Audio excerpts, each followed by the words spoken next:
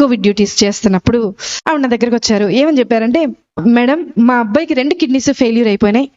ఆ 2 కిడ్నీస్ ట్రీట్మెంట్కి ఎక్కడికి వెళ్ళినా సరే అందరూ కోవిడ్ ట్రీట్మెంటే చేస్తున్నారు, కానీ మా అబ్బాయికి ట్రీట్మెంట్ చేయట్లేదు. మరి ఏదో ఒక విధంగా మీరు కొంచెం సిఫార్సు చేస్తే, మీ పై అధికారికి సిఫార్సు చేస్తే మా అబ్బాయిని అడ్మిట్ చేసుకుని, బెడ్స్ ఖాళీ లేవు. 2 కిడ్నీస్ ఫెయిల్యూర్ అయిపోయిన పేషెంట్ని అడ్మిట్ చేసుకుని అక్కడ పెట్టుకుని ఎలా చేస్తారు? చేయలేని పరిస్థితి. నేను అంటాను, ఒకసారి డాక్టర్ గారిని అడిగి చూస్తానమ్మా అన్న. డాక్టర్ గారిని అడిగితే డాక్టర్ గారు అన్నారు, 2 కిడ్నీల ట్రీట్మెంట్ ప్రస్తుతానికి మనం స్టార్ట్ చేయాలి అని అన్న, బేసిక్గా ఒక రోజుకి 24 గంటలకి 1.5 లక్షల రూపాయలు అవుతాయి. కార్పొరేట్ హాస్పిటల్ అది. మరి వాళ్ళు కడతారా? నేను ఆవిడ దగ్గరికి వచ్చి అడిగాను. ఆవిడ ఈ బైబిల్ చూపించి అంది, అమ్మా నాకు వెనక ముందు ఎవ్వరు లేరు, నా దేవుడే నా దిక్కు, నేను ఎక్కడికి వెళ్ళి వెతకలేను, అడగలేను, దేవుడిని పట్టుకుని చెప్తున్నానమ్మా, 24 గంటల టైం ఇవ్వు, రేపటి లోపల కట్టేస్తాను. మీరు ఎక్కడైనా చూసారా హాస్పిటల్లో డబ్బులు కట్టకుండా ముందు జాయిన్ చేసుకునే వాళ్ళు ఎవరైనా చూసారా? ఆవిడ రిక్వెస్ట్ మేరకు పై డాక్టర్తో రిక్వెస్ట్ చేస్తే జాయిన్ చేసుకున్నాం. సరే, ట్రీట్మెంట్ జరుగుతూ ఉంది. చూస్తూ ఉన్నా, మొదటి గంట చూసా ఆవిడ ఏం చేస్తుంది, ఎవరికైనా మెసేజ్లు పెడుతుందా, ఎవరికన్నా వాట్సాప్లో మెసేజ్ పెట్టి డబ్బులు ఏమన్నా డొనేషన్ లాగా గ్యాదర్ చేస్తుందేమో. మధ్యాహ్నం 11:30కు ఆ సమయంలో అడ్మిట్ చేశాం.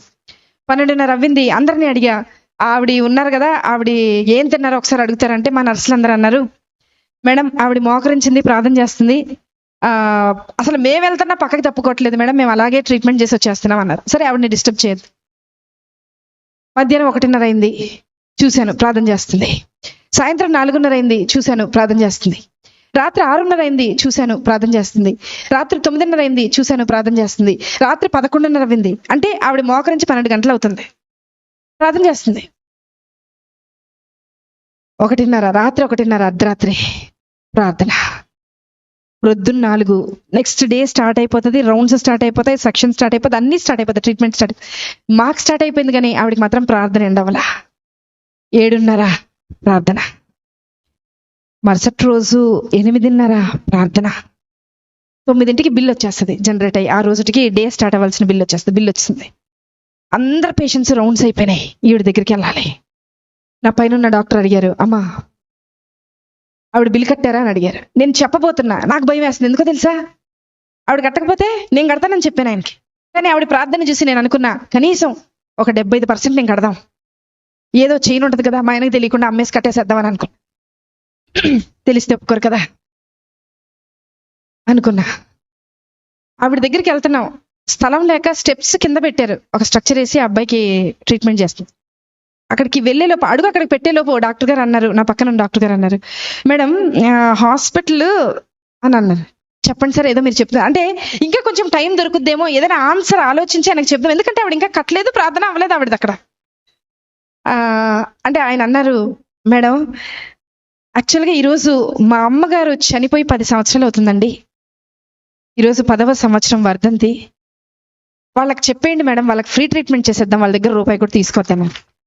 నేను వెళ్ళి లేపానావండి, లేపి తీసుకొచ్చాను. బిల్లు కట్టక్కర్లేదు నువ్వు అన్నా. నాకు తెలుసు మేడం, నా భర్త వదిలేసి వెళ్ళిపోయినా, నా బిడ్డ నా చెయ్యి దాటిపోయినా, నన్ను ఈ లోకంలోకి తీసుకొచ్చిన యేసయ్య నా చెయ్యి విడిచిపెట్టడం. ఒక మాట చెప్పనా, ఆవిడ సెటప్ బాగాలేదండి, చీర మొత్తం చినిగిపోయింది, బ్లౌజ్ చినిగిపోయింది, జుట్టు సరిగా దవ్వలేదు.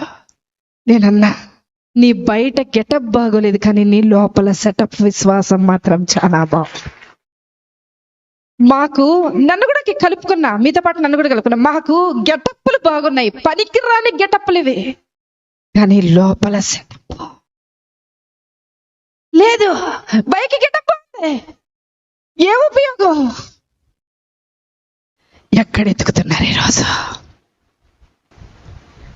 వద్దాం ఏసై దగ్గరికి, వద్దాం ఏసై దగ్గర ఎత్తుకుతాం, ఏసై దగ్గర వెతుకుతాం. ఆవిడలాగా 24 గంటల ప్రార్థన నేను ప్రారంభించమని చెప్పట్లా, ఆవిడలాగా 10 గంటలు చేయమని చెప్పట్లా. విసుకక్క ఆయన సన్నిధిని వెతుకుతూ ఉందాం, విసుకక్క వెతుకుతాం, మళ్ళీ మళ్ళీ వెతుకుతాం. ఖచ్చితంగా నిశ్చయముగా ఆయన నీ పక్షాన కార్యము జరిగించునుగాక. ఆమేన్. సబ్స్క్రైబ్ చేయడం ద్వారా నాకు తెలియజేసి పక్కనే ఉన్న బెల్ని క్లిక్ చేయండి. లైక్ చేసి అనేకులకు షేర్ చేయండి.